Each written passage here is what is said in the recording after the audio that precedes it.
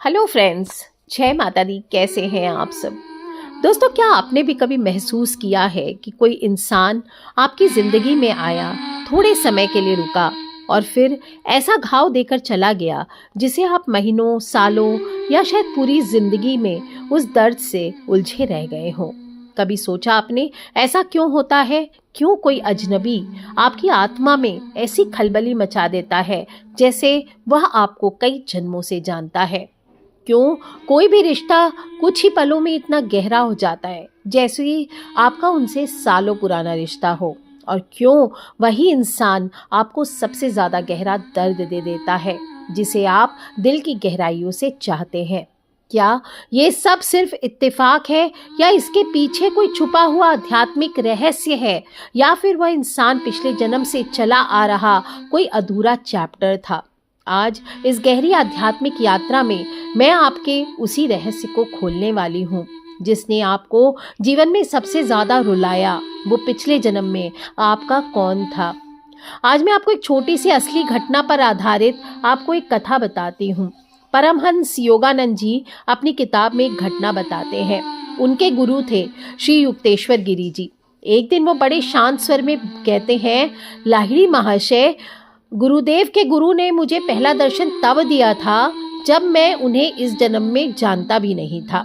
योगानंद जी बड़े आश्चर्य से पूछते, लेकिन गुरुदेव, आप कह रहे थे कि उन्होंने आपको पहले भी देखा था, कब?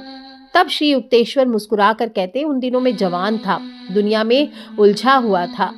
एक रात अचानक मेरे कमरे में रोशनी फैल गई और मैंने देखा एक संत मेरे सामने पे खड़े हैं जिनके चेहरे पर बहुत तेज था, आंखों में करुणा थी। उन्होंने कहा, मैं तुम्हें जानता हूँ, हम पहले मिल चुके हैं। और श्री युक्तेश्वर स्तब्ध थे। मैंने पूछा, आपने मुझे पहले कहाँ देखा? संत ने कहा, पिछले जन्म में। तुमने मेरे साथ सीखने का वादा किया था, पर तुमने वो वादा अधूरा छोड़ दिया और इस जन्म में मैं तुम्हें वापस उस मार्ग पर ले जाने आया हूँ। और कुछ महीनों बाद चमत्कार देखिए, उसी संत के रूप में लाहिड़ी महाशय उनके वास्तविक गुरु बनकर सामने आए। युक्तेश्वर समझे कि आत्मा कभी अपने अधूरे अध्याय नहीं भूलती है। जिस गुरु के साथ उन्होंने पिछले जन्म में अपना आध्यात्मिक पथ अधूरा छोड़ा था, इस जन्म में वह लौट कर पूरा करने आया है। कुछ लोग या गुरु हमारी जिंदगी में अचानक आते हैं, हमें गहराई से छूते और हम समझ नहीं पाते या इतने अपने क्यों लगते हैं, क्योंकि आत्मा उन्हें पहले से जानती होती है। और जब कोई रिश्ता इस जन्म में बहुत महत्वपूर्ण लगता है तो अक्सर वो पिछले जन्म का ही अधूरा वादा होता है।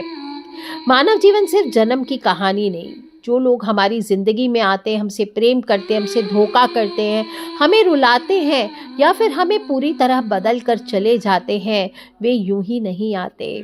हम इस पृथ्वी पर बार बार आते हैं, हर जन्म में कुछ सीखते हैं, कुछ अधूरा छोड़कर जाते हैं और फिर लौट जाते हैं अपने अधूरे कर्मों को पूरा करने। इसलिए आपके जीवन में आया हुआ हर व्यक्ति आपकी आत्मा की यात्रा से गहराई से जुड़ा होता है। जो आपको अक्सर सबसे ज़्यादा रुलाता है वह अक्सर आपका सबसे पुराना रिश्ता होता है, क्योंकि आत्मा वही अनुभव दोबारा जीती है जहां वह पिछले जन्म में अधूरी रह गई थी। सोचिए, आप किसी से पहली बार बात कर रहे हैं, आप किसी से पहली मुलाकात हुई भी नहीं है। आजकल तो ऑनलाइन में भी कई बार लोग इतने करीबी से जुड़ जाते हैं कि दिल के अंदर पहले दिन से ही कुछ टूटने सा लगता है किसी पहचान की, अजीब सी पहचान की एक अनुभूति होने लगती है। बिना वजह किसी से अपनापन हो जाता है और बिना वजह ही उसके दूर जाने का दुख होने लगता है, क्योंकि आत्मा को पहचानती है। वो जानती है, बहुत गहराई से जानती है कि आत्मिक बंधन कभी टूटते नहीं, सिर्फ शरीर बदलता है, चेहरे बदलते हैं, रिश्तों की ऊर्जा वही रह जाती है। जिस आत्मा ने आपको पिछले जन्म में अधूरा छोड़ दिया था या जिसे आपने छोड़ दिया था, वो इस जन्म में अपने अधूरे पन्ने पूरे करने आती है। और यही कारण है कि सबसे ज़्यादा गहरा दर्द हमेशा उसी से मिलता है जिससे हमारा रिश्ता सबसे पुराना होता है। कहते हैं, आत्मा कभी गलती नहीं करती, दिल कभी झूठ नहीं बोलता। अगर कोई इंसान आपकी ज़िंदगी में आकर तूफान पैदा कर देता है, आपको भीतर से हिला देता है, आपकी नींदें छीन लेता है, आपको रुला देता है या आपकी ऊर्जा को पूरी तरह बदल देता है, तो समझ लीजिए ये रिश्ता नया नहीं है। ये वही आत्मा है जो पिछले जन्म में आपके साथ कुछ लेकर या कुछ छोड़कर चली गई थी। पिछले जन्म के रिश्ते 3 तरह के हो सकते हैं। एक तो प्रेम के रिश्ते, जिसमें आपने किसी जन्म में किसी आत्मा से गहरा प्रेम किया, लेकिन परिस्थितियां अलग थी और वो रिश्ता अधूरा रह गया। दूसरे होते हैं पीड़ा देने वाले रिश्ते, जहां आपने किसी को चोट पहुंचाई थी, धोखा दिया था और इसका विश्वास तोड़ा था। और कुछ होते हैं अधूरे प्रॉमिस वाले रिश्ते, जहां किसी के साथ आपकी प्रतिज्ञा अधूरी रह गई। मैं लौटूंगा, मैं कभी दूर नहीं जाऊंगा, मैं हमेशा तुम्हारे साथ रहूंगा, जीवन भले बदल जाए लेकिन आत्मा अपनी प्रतिज्ञाएं याद रखती है। और जब यह आत्माएं लौटती है तो वे प्यार बनकर भी आती है और दर्द बनकर के भी आती है। एक बड़ा सवाल है, इसका उत्तर इतना ही गहन। जिस इंसान ने आपको इस जन्म में सबसे ज्यादा रुलाया, वो अक्सर इन तीनों में से एक होता है। या तो वो आपके पिछले जन्म का प्रेमी होगा, जिससे आपने अत्यंत गहरा प्रेम किया था, में परिस्थितियां, दूरी, समाज या मृत्यु ने आपको अलग कर दिया। आपके दिल में उसका दर्द था और उसके दिल में आपका। इस जन्म में वो लौटती है, लेकिन प्रेम देने नहीं, बल्कि उस अधूरे बंधन का कर्म पूरा करने। कभी वो आपको अपने पास खींचेगी, कभी दूर ढकेल देगी। आप उलझते जाते हैं और आत्मा पिछले जन्म का दर्द बाहर निकालती जाती है। हो सकता है पिछले जन्म में वो आपके परिवार थे, कभी माँ, कभी पिता, कभी भाई या कभी आपका खुद का बच्चा। रिश्ते बदलते हैं, चेहरे बदलते, कर्म नहीं बदलते। इसलिए कभी कभी किसी अजनबी से भी वैसा ही अपनापन महसूस होता है जैसा परिवार से होता है, और कभी कोई ऐसा दर्द देता है जैसे कोई बहुत अपना ही दे सकता है, क्योंकि वो आपका अपना था आपके पिछले जन्म में। वो पिछले जन्म का अधूरा कर्ज था। हर जन्म में क्या होता है, हम कुछ देते हैं, कुछ लेते हैं, कुछ अधूरा छोड़ जाते हैं। और अगर आपने किसी आत्मा को किसी जन्म में पीड़ा दी थी, तो इस जन्म में वही आत्मा आपके लिए लेसन लेकर के आती है, आपके लिए एक टीचर बन कर के आती है। आप निर्दोष होते हैं इस जन्म में, फिर भी आपको चोट मिलती है, बार बार मिलती है, क्योंकि आत्मा वही दर्द लौटाती है जो उसने कभी महसूस किया था। ये बदला नहीं है, ये कर्मों का संतुलन है जिसे ब्रह्मांड कायम रखता है। तो कैसे पहचाने कि पिछले जन्म का क्या रिश्ता था? आप मानिए या मत मानिए, लेकिन आत्मा हमेशा संकेत जरूर देती है। कुछ संकेत बहुत स्पष्ट होते हैं, पहली नजर में ही गहरी पहचान हो जाती है। कोई व्यक्ति बिल्कुल नया, लेकिन दिल कहता है मैं इसको जानता हूँ। ये आत्मा की स्मृति है। बिना कारण ही किसी से दर्द होना या किसी को से आकर्षण होना। कुछ लोग आपको अजीब तरीके से खींचते हैं, बार बार खींचते हैं, लेकिन फिर बहुत दूर ढकेल देते हैं बिना कोई कारण ही। बार बार कोई सपनों में आता है। अजनबी स्थान, पुराने युग, युद्ध के दृश्य, पुराने मंदिर, जलती हुई हवेलियां, ये कर्मों की स्मृतियां हैं। उनसे अलग ना हो पाना। कई बार भले रिश्ता खत्म हो जाता है, लेकिन आत्मा नहीं टूट पाती, और उनसे दूर होते ही दर्द बढ़ने लगता है। ये वही दर्द होता है, आप देखेंगे कुछ लोगों से आप दूर होना चाहते हैं और आप दूर हो भी जाते हैं, पर जैसे ही दूर होते हैं आप दोनों के बीच में एक अजीब सा दर्द उत्पन्न होने लगता है। ये वही दर्द होता है जो पिछले जन्म का अधूरा पेन था और इस जन्म में अब वो पूरा करना चाहता है। आत्मा वही रिश्ता चुनती है जो उससे सबसे ज्यादा बदल सके, जो उसे तोड़कर फिर जोड़ सके, जो उसे सबसे बड़ा आध्यात्मिक पाठ सिखा सके।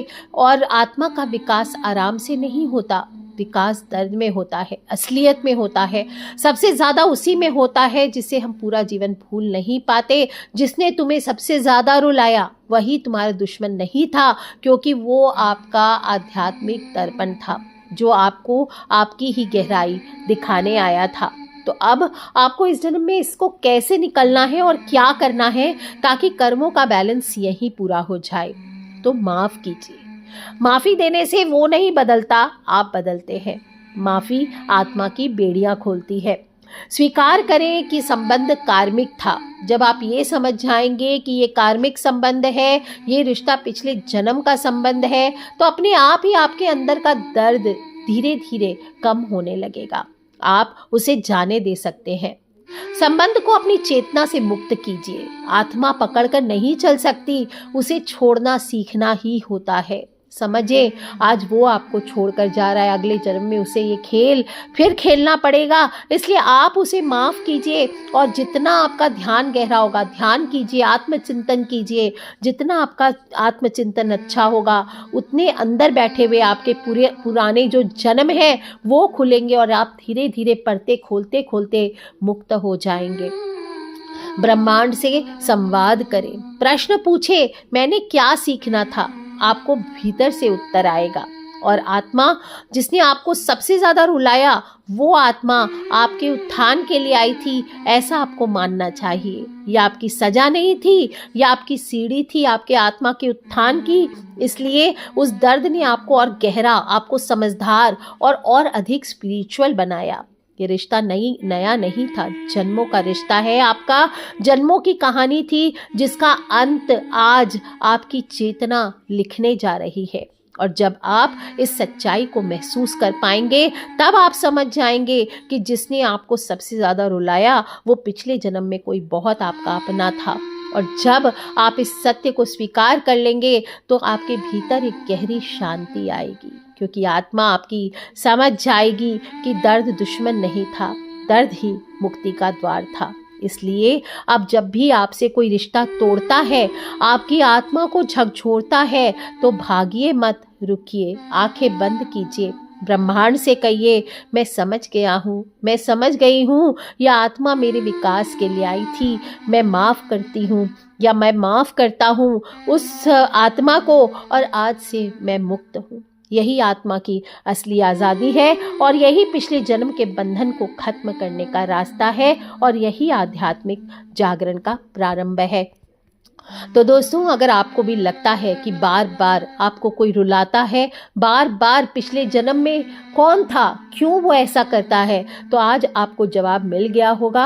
और मैं चाहती हूँ कि इस बात को सिर्फ आप अकेले ना सुने, इस ज्ञान को आप अपनों से, अपने फ्रेंड्स, फैमिली, मम्मी पापा, भाई बहन, बच्चे, सभी से, बहुत ही खूबसूरत वार्ता है, बड़ी ही खूबसूरत बात है, बहुत ही खूबसूरत ज्ञान है। इसे आत्मा की सच्चाई जानकर सभी से शेयर अवश्य करें। आज के लिए इतना ही दोस्तों, खिलखिलाते रहे, मुस्कुराते रहे, जय माता दी लिखते चले वीडियो के नीचे, ताकि माता रानी के दरबार में हाजिरी लगती रहे। और साथ ही साथ दोस्तों, अगर आपको भी पिछले जन्म की कुछ पूर्व जन्म की स्मृतियां हैं, कोई आपके कर्म हैं जो आपको लगता है बार बार भुगा रहे हैं, तो आज इस दरबार में आप वीडियो के नीचे कमेंट बॉक्स में अवश्य लिखें और माफ़ कीजिए उन रिश्तों को जो आपको दर्द पहुंचाते हैं। आज के लिए इतना ही दोस्तों, खिलखिलाते रहे, मुस्कुराते रहे। Take care friends, love you all.